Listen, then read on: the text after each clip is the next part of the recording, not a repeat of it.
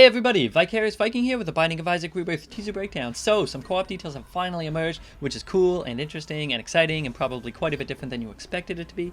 Also, a lot of information has dropped and I do want to get to it all as quickly as I can, so let's just get started right away. Take a look at this GIF. This just shows player 2 jumping into the game.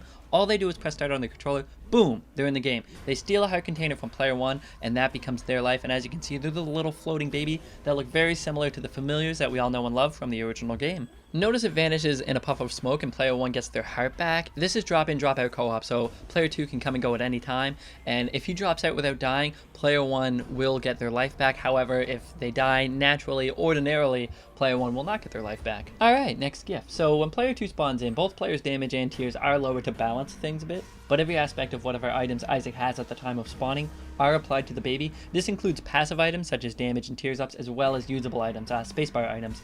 And player 1 will control when the active items are used, so it's going to be obviously a little bit important to communicate and strategize there. Take a look at the GIF. You'll see that Isaac has Tiny Planet jammed inside of his head, and you'll notice that the tear effect is applied to player 2 as well.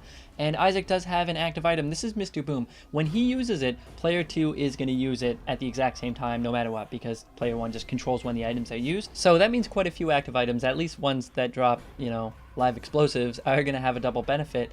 Now, if you take a look at this GIF, at the very end of it, it's hard to catch. You'll notice that player 2 dies, but player 1 gets his heart container back anyway, and you might be asking yourself, what is that happening for? And that is a perfectly good question with a perfectly good explanation. Introducing the baby generator. So each time you start a new game or a baby dies, when player 2 joins a game, their baby avatar is randomly picked from a very large pool of babies.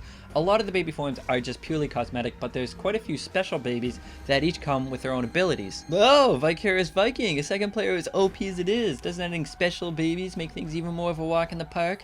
Idiot. Well, it's a little mean. But anyway, every special baby has a cursed counterpart, so there's actually just as much chance of getting a baby that, say, heals player 1 when it dies, as there is of one that will spawn randomly a troll bomb every 1 to 2 minutes. Randomly spawn a troll bomb every 1 to 2 minutes?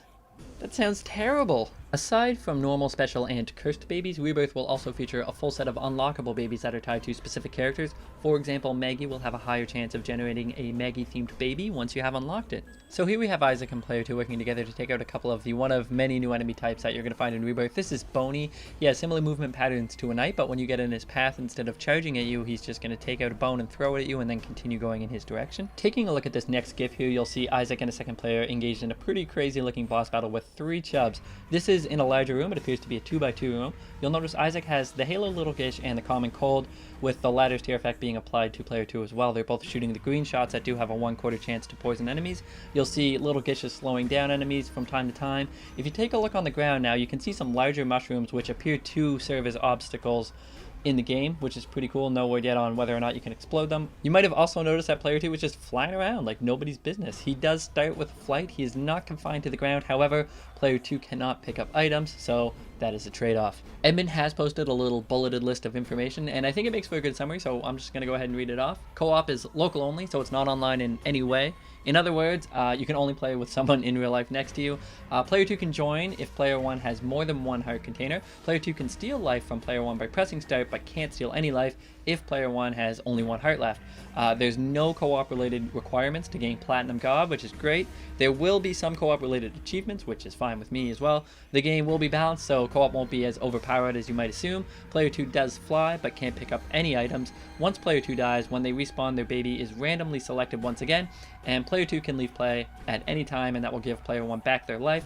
But if they spawn back in, they will be using the same baby, so you can't kind of try to re-roll random babies to get the one you want, basically. And Edmund has stated it's a lot more fun than you would imagine. Danielle and him have been playing co-op a ton since it was implemented, and he says it honestly totally changes the experience.